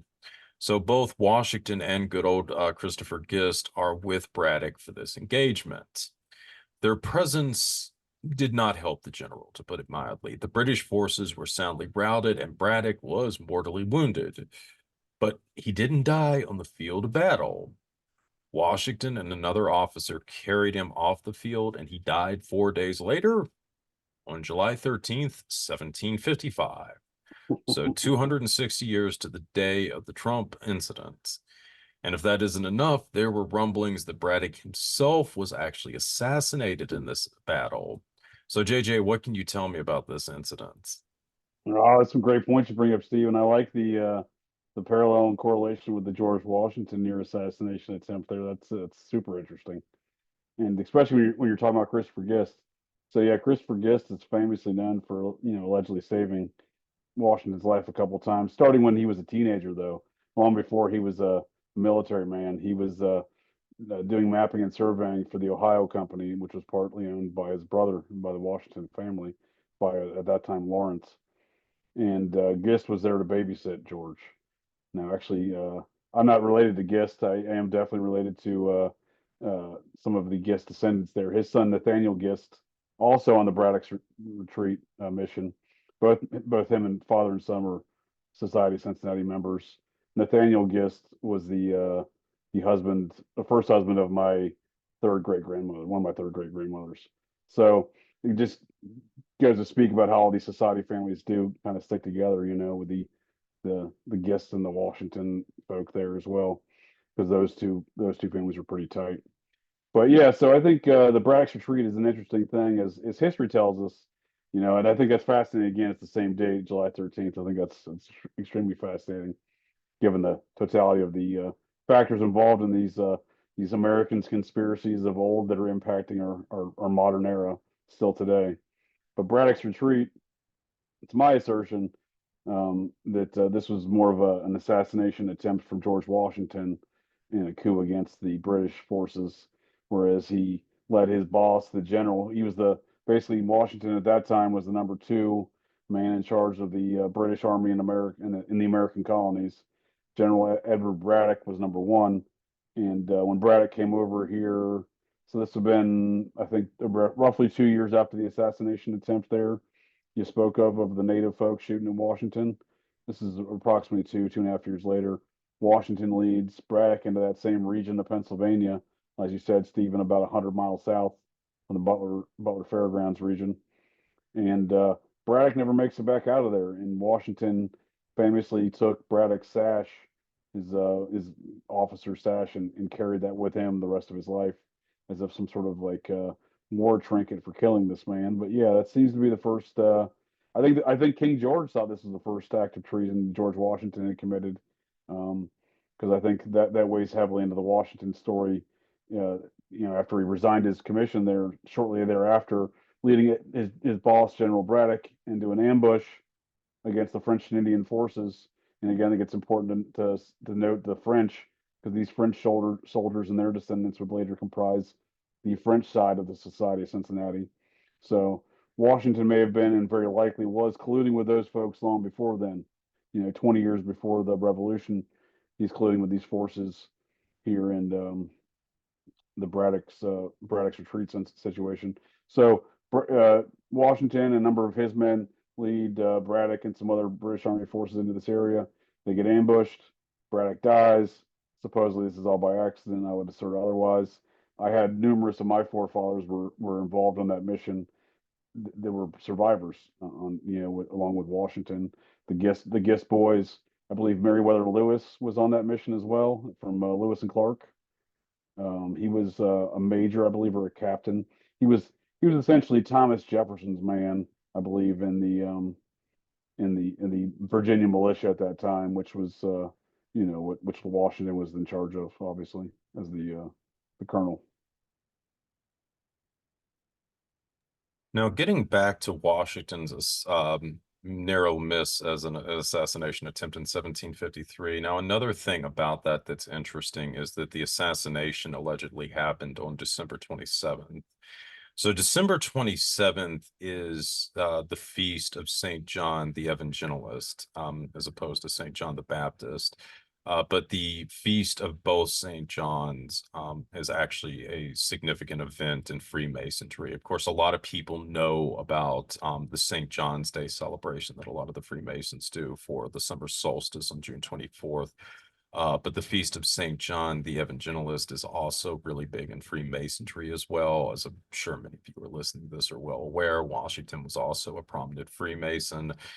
So it's also interesting that this alleged assassination attempt happened on a significant date in Freemasonry. And Sure. also, the day before this, the 26th of December, is St. Stephen's Day, and that would typically mark the beginning of the week-long celebration that would climax with the Feast of Fools on New Year's Day. In some calendars, as I said before, the Feast of Fools was on January 6th, but in the Gregorian calendar, I believe it was traditionally celebrated on New Year's Day after a week of frivolity beginning on St. Stephen's Day. So that's kind of another bizarre sync with this and some of the dates that we see turning up in this incident. Sure. It's very interesting, actually, with these dates and anniversaries seemingly playing very important roles within these organizations. Absolutely. Well, let's get into, I know the moment you've been waiting for, JJ. We're going to talk about your relative here. So, My cousin, yep. what is the significance of J.D. Vance and all of this in your estimate? I think he's an intriguing figure. I think he's an intriguing figure for a number of reasons. Well, one of them right there, you got Peter Thiel, one of his large financial backers throughout the professional career of J.D. Vance, who's obviously deep within the Trump circle sphere of operations with a lot of his AI. For example, one instance that Trump has been worked with Peter Thiel very closely is setting up that global terrorism center in Saudi Arabia, where it's operating off of Peter Thiel's Palantir system, his AI technology. So Thiel's obviously a major character, has been for years within the Trump situation, sphere of political and economic influences. It seems the whole team PayPal seems to be on board now, right? Elon Musk, they got everybody getting on board of the Trump train from the PayPal mafia. But yeah, Thiel obviously had been funding some of JD Vance's investment capital firms in Silicon Valley, and he's a cousin of mine. He's an interesting character, I think, just from a heritage standpoint, as we're talking about the Society of Cincinnati, George Washington, Braddock's Retreat. I think these are all important factors that are relative to Clan Vance. For example, the area of Braddock's Retreat is the same general vicinity as the first free state in America, Washington, Pennsylvania. And the reason it's the first free state is because it was formed after September of 1783 at the Treaty of Paris, forming the United States of America. That area was built. George Washington had previously dispatched Joseph Vance Sr. to that region, and he had set up Fort Vance, which is the current location of Washington, PA today. Now, that's another prominent. That's a different wing of Clan Vance, as myself and JD are from. Those are more distant cousins on that side. However, for example, Joseph Vance Sr., who set up Fort Vance there in what is the area where Braddock's Retreat essentially took place in Washington, PA, the first free city of America. That's a different wing. That man would have been first cousins with mine and J.D. Vance's ancestor, Abner Vance.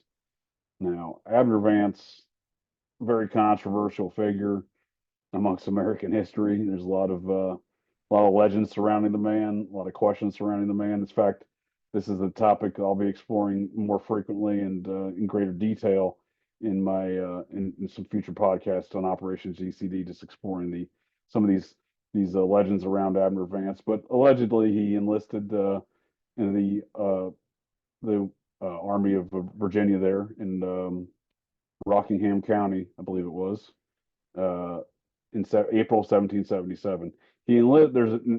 On the enlistment in that county there in Virginia in April 1777. There is an Abner Vance that takes the oath of allegiance.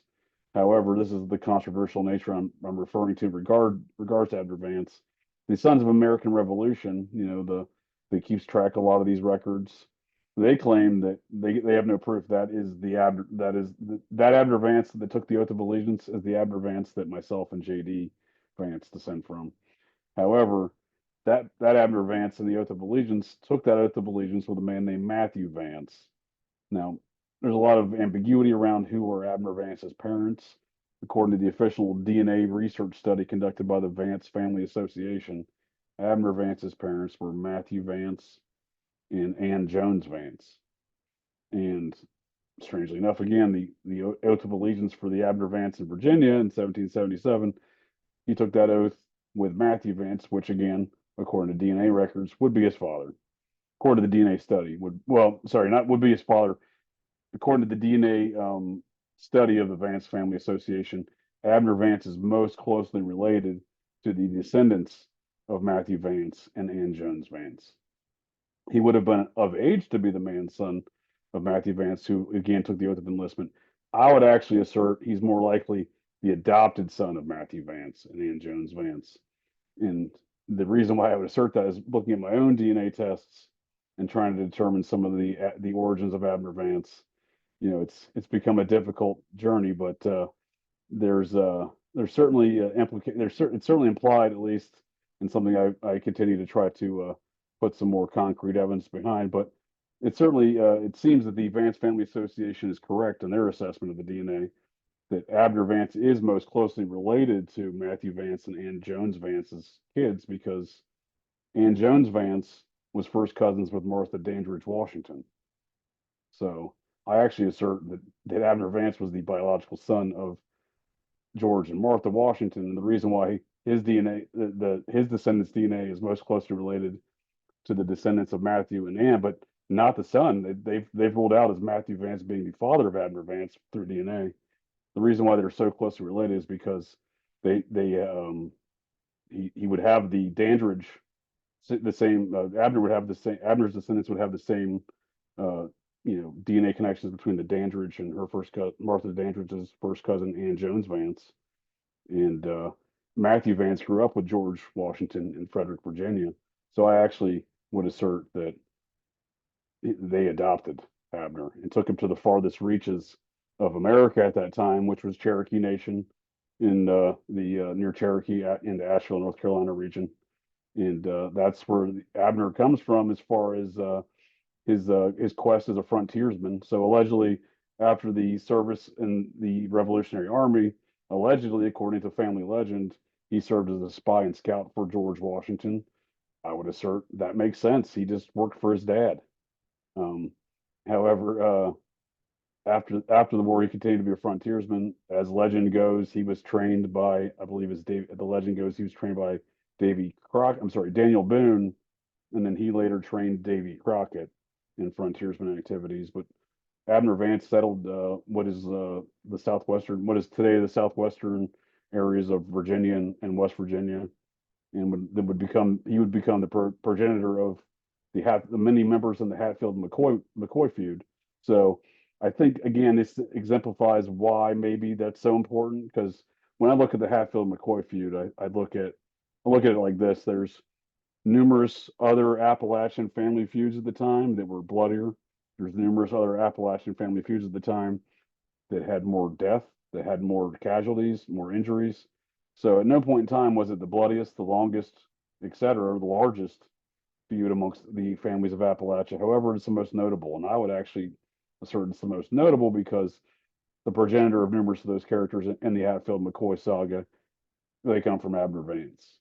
And again, Abner Vance continues to be a very controversial figure, as he's hung for a murder that he allegedly did not commit. And he's hung, actually, strangely enough, we're speaking of certain dates and anniversaries and how they play importance to these secret societies and folks of power player folks. Abner Vance is hung on July 16th, 1819. If he is in fact, or was in fact, the son of George and Martha Washington, as DNA and other things suggest. That is, July 16th is the same day that George Washington created Washington, D.C. So it seems like there may be some sort of correlation there. If he's hung for a murder he allegedly didn't commit, when I say Abner allegedly didn't commit, according to the Virginia governor, he issued allegedly, because I've looked for this pardon and I can't find it, but allegedly the Virginia governor issued a pardon, pardoning Abner Vance for that murder.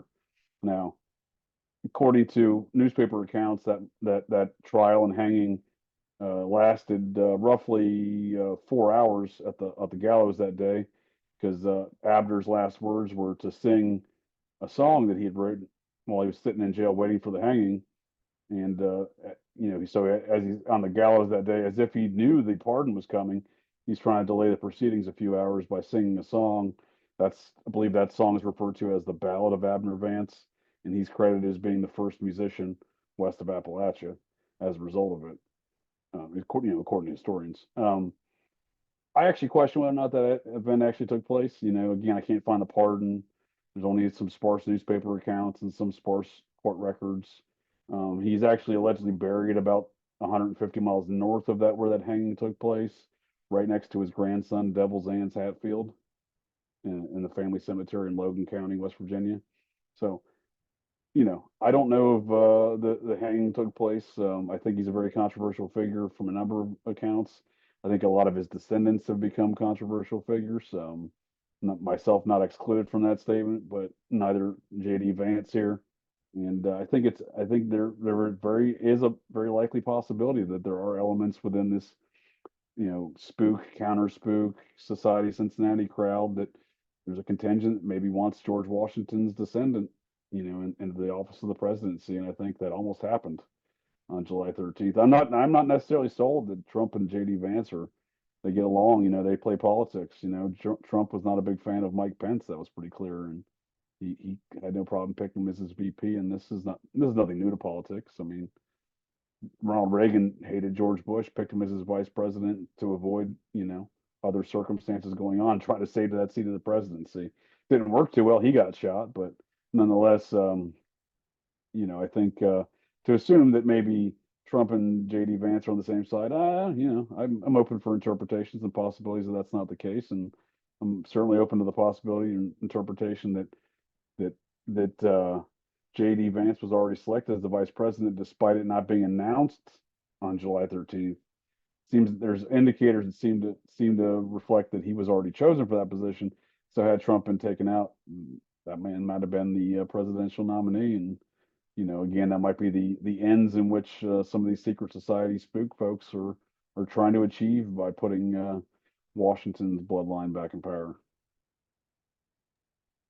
No, I mean, it should be emphasized too. I mean, with the connections to the Hatfields alone, this really has put the Vances in the midst of a variety of political intrigues. And I mean, it's not just limited to the Hatfield-McCoy dispute. It's often overlooked, but another member of the Hatfield family, Sid Hatfield, was the sheriff, famously, who confronted the coal mining companies in Maywan.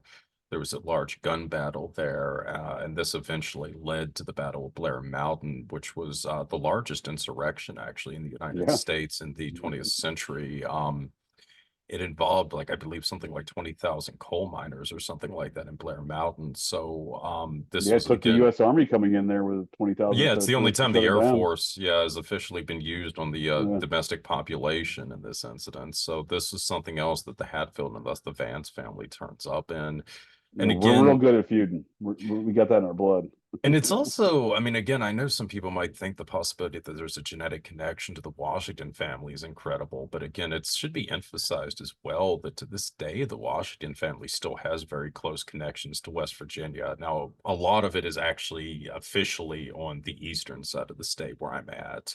So you had some different branches. You had George William Washington and his descendants who were sort of out there in Romney, West Virginia, and then you had the main group of Washington descendants, I think, from around Samuel Washington in Charlestown, West Virginia. Not Charleston, but Charlestown, two separate Sure. words. This is where you had Harewood and a lot of these other estates. The Washington family still owns estates there. And it's just really strange because you look at some of the foundations that run these estates, you still see members of the Washington family, you still see members of, like, say, the Adams family, and you also have like a lot of these ex-military and CIA people tied up in it. So Oh, for there's a sure. lot of just very bizarre things to all of this. No, I think those are some great points, and that the tour of the former Washington estate we took, you and I went on that tour over there in what was the name of that estate? Romney, right? It's near Romney, West Virginia. Yeah, but do you recall the name of the estate? I don't No, no, I recall. don't recall the name of it off Yeah, the I don't top of my recall it. head.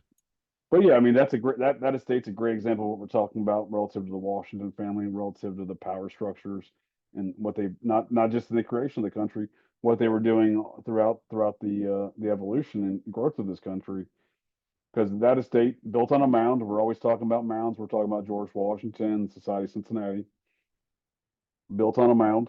We saw some of the mounds that were still there today on our tour of that estate, and that guy, I believe it was George's third cousin, I believe that originally owned that estate, and that man played an integral role in the Civil War with the Confederate Army. We learned on that tour, so I think that's very intriguing that these aspects that still kind of they go right below the surface. No one really pays attention to these kind of things, but I think time and time again these older American conspiracies surrounding the early onset of this country and the organization that constructed that with the Society of Cincinnati. I think that time and time again it plays out. I mean, and I don't think it's necessarily not instances of a kind of a secret war with these organizations, including the July 13th assassination attempt, but not exclusively only that, because there's another example that comes to mind, an incident that occurred roughly probably 15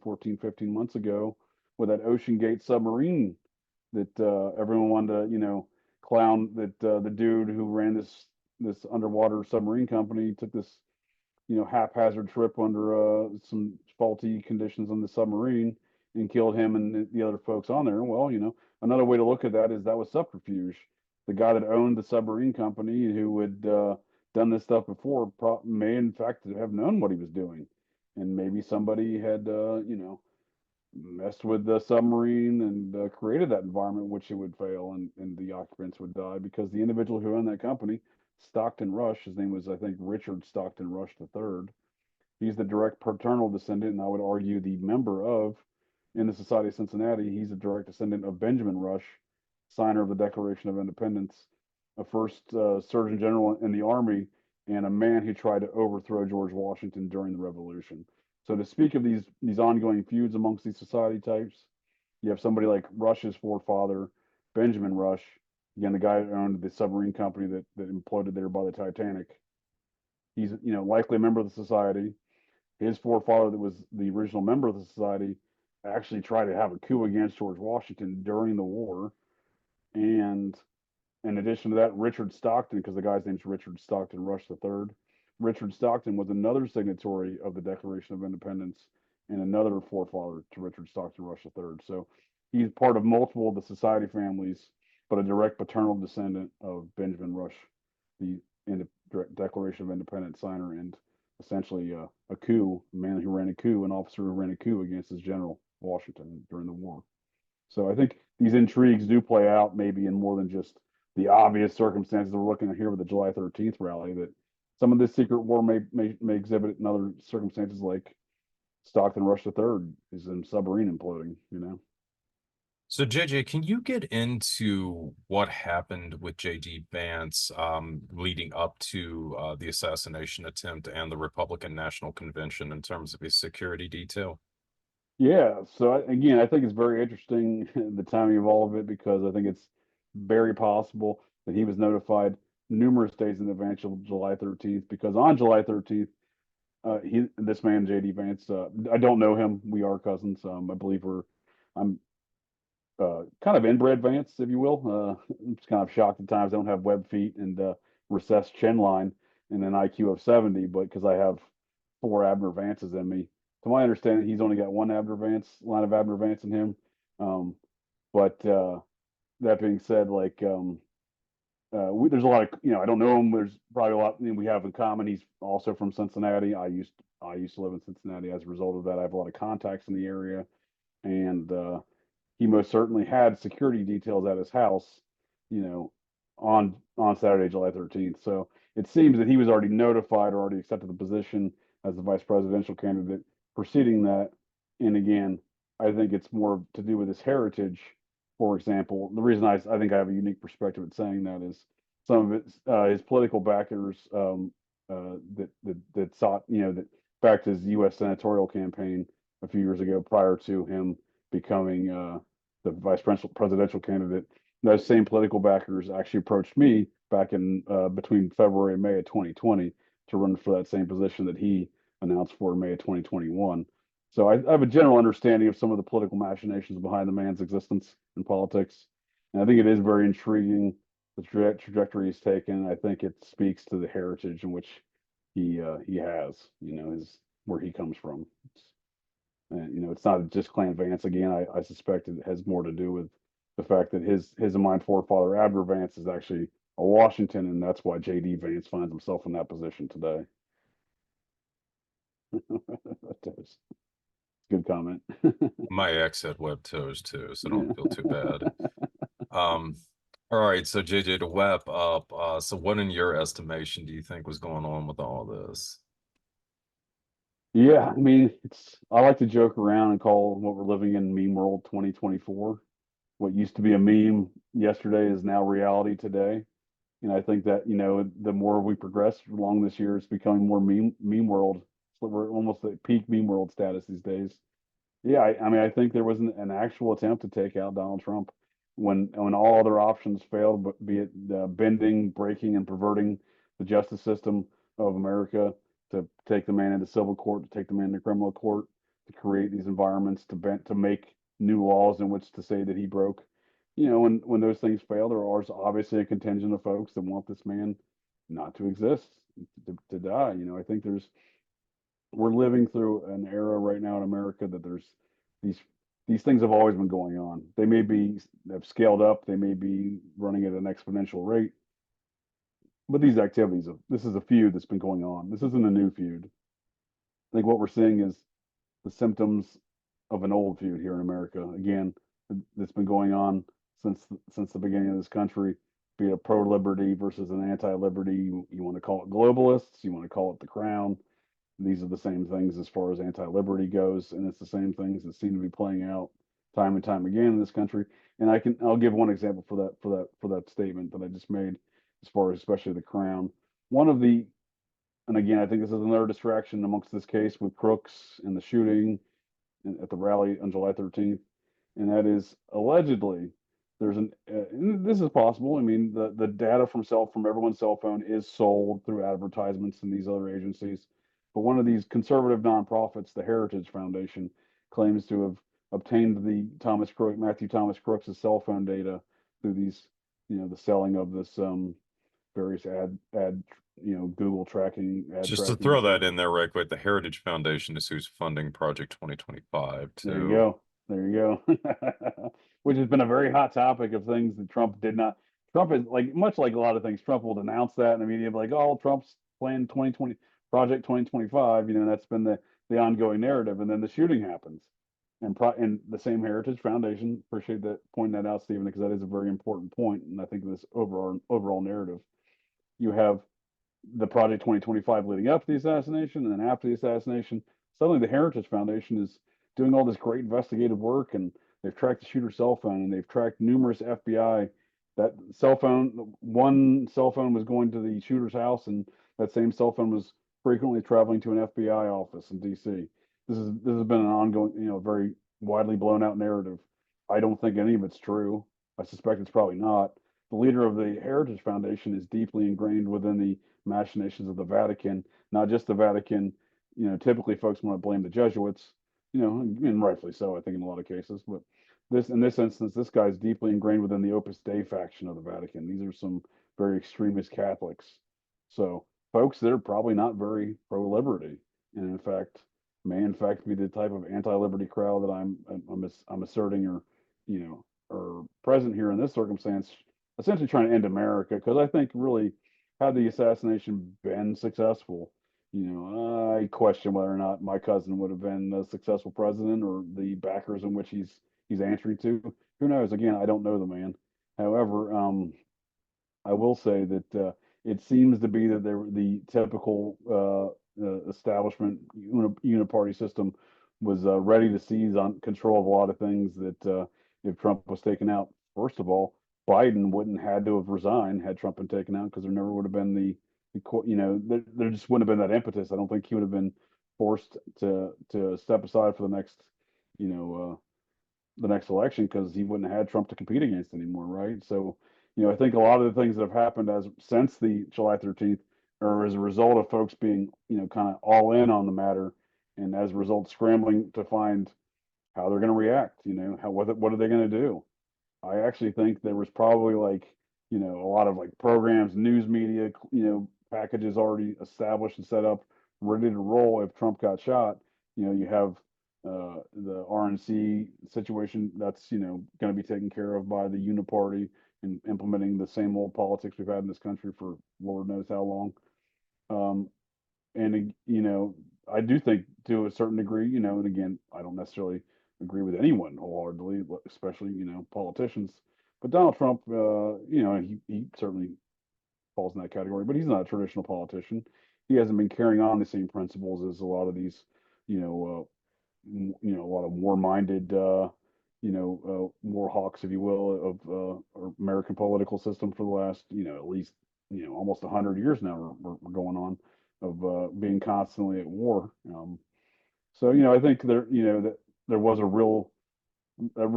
the assassination attempt really did represent the swing in which direction America was going. Was it going to continue to go down a pro-liberty path, or was it going to go to an anti-liberty path? And I think that anti-liberty path represented Trump getting shot, represented status quo as far as these wars go.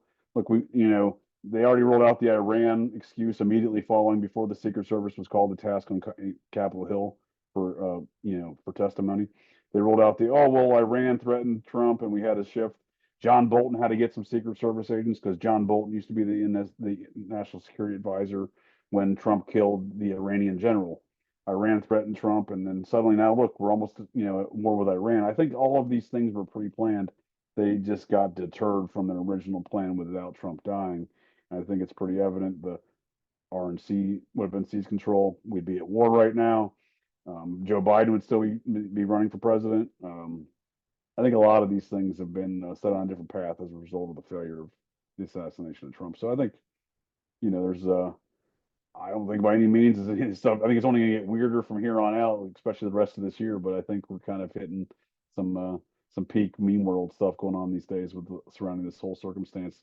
The media not talking about it, the FBI not talking about it. The big tech trying to censor it. I mean, it seems that everyone would wish it would just go away. No, but it just didn't happen. I think that's the overall vibe I get from folks. The powers that be. Well, I'm going to have to take a very different view on this. I mean, I think that there was a massive narrative shift really in the last 6 weeks or so in the United States, to the point that I just don't see that how it couldn't have been coordinated. And I think you have to sort of step back and look at some of the things that have been unfolding throughout the year. I mean, for instance, you have the whole incident with P. Diddy.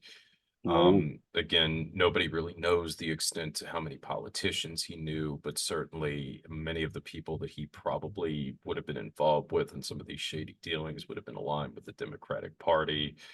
On a broader geopolitical level, you had the sudden resignation of Klaus Schwab or Schwartz, whatever his name is, as the head of the World Economic Forum. About a month later, it came out that there have been a lot of sexual harassment allegations building up, and potentially this could blow up into a major scandal. And it's interesting that this is just coming out now, since it's been known that Davos is basically turned into a massive open air brothel every year that the WEF comes there. But suddenly 2024, it threatened to become a major issue, to the point that the founder had to resign as chairman. So you then have the disastrous debate with Joe Biden, in which it was clearly revealed to the public at large that he was unfit to hold office. So, I mean, I don't know that Biden would have been able to survive this at all. And I frankly don't think that the intention was ever for Biden to run this year. I think the major reason why they waited this long to make the announcement is simply because the Democrats did not want to hold a primary. Oh yeah. Unless you get a real possibility that a candidate is nominated that they did not want. Ultimately, it seems like a lot of the intrigues around Biden's resignation were really being driven more by Obama and other factions of the Democratic Party disputing, who was actually going to succeed Joe. But I just can't imagine, with the beating that Biden took after the debate. I mean, he could have survived regardless of what had happened with Trump. But I mean, you throw in the Trump assassination, the way this is being framed, you've seen a total reversal in what we've really been exposed to since 2016, 2017, where the narrative was almost exclusively that Trump was unfit to hold office, Right. that MAGA people were unhinged, that they were dangerous and all this kind of stuff. And I mean, it's almost totally reverse course now to Biden being unfit to hold office, that the Democratic Party is lawless, and I mean, all this other stuff. And I mean, this media campaign, I mean, it was ready to roll. So I think that you have to consider the possibility, as a lot of people and quote unquote blue and on have been putting out there, but have really argued in the worst way possible that this was some kind of inside job. Again, as I've mentioned before, we don't have clear-cut video evidence that Trump was actually grazed. Yep. There's been the whole enigma as to whether or not he was shot that was only acknowledged in the last week or so. So there's that possibility. You have to consider whether or not the bullets that were being fired at Trump were actually live rounds, whether Crooks was actually the one who had killed the people in the stands, that there was a professional sniper doing the other stuff. But I think the possibility that if this was potentially something to put Trump's life at risk, you really, I think, have to look at the people that are backing JD Vance and whether or not they were maybe making a play for the whole kit and cabal, or whether or not that this was possibly a warning to Trump. But I Sure. think it's interesting that I haven't been able to confirm this, but I've seen some indications that Alex Jones, of all people, bemoaned the fact that the assassination had failed, believing that that would have been the best possible scenario if Trump had been taken out. Well, that seems believable. I wasn't sure. I was not familiar with that position, but I do recall watching Alex Jones with on Tim Dillon's show the day after the assassination, and he's drunk as piss. He's chain smoking cigarettes the entire time. He looks very uneasy. So yeah, he may very well have been upset that the assassination was not successful. So yeah, good point. But I mean, ultimately, there's just so many peculiarities to this. So who Oh knows? yeah. Maybe we've got to get really weird. Maybe this really was an AI from the future that intervened to change the course of history or something. So I guess time will tell, right? I mean, yeah, yeah. I mean, it is a fair point that this has certainly been a weirder incident than even the Kennedy assassination. And when you look at the amount of high weirdness surrounding that, it's remarkable in that sense, to oh, put for it sure. mildly. So yeah, as I've said before, I mean, every time the closer I look at this incident, I simply become more confused ultimately because nothing really does seem to make sense about it in any way. Yeah, I'm right there with you, Stephen, because it's like I said, it's almost like a Rorschach, test. This whole incident, the suspect, the activities, the bombs, the no bombs, the ladder, the no ladder, these things all can just be up to left of the interpretation of whoever's viewing them, these details. So you can build whatever choose your own adventure kind of activity surrounding this event, as anyone in the American people can kind of build that whole around their whole worldview of it. Because again, there's so much misinformation, disinformation, that surrounds all of these things. And what we can discern as fact is very few and far between from what we should be able to discern as fact, especially by this point. And You know, ultimately, the weirdness with the boys as well. I mean, again, I'm usually yeah, not one to keep flogging the pop culture references, but I mean, almost everything from the veiled assassination to the 25th Amendment being invoked as well. right. So, Pretty creepy, right? yeah, When it's you another entire level of weirdness around this. right now Well, for sure. all right, JJ, I want to thank you, man. It's been a great conversation. Absolutely, Stephen. We'll hang around here for a second afterward for questions afterwards, but I'm gonna sign off for now for those of you listening to some repeat. So with that, as always, thank you so much for listening, your support, and good night and good luck to you all.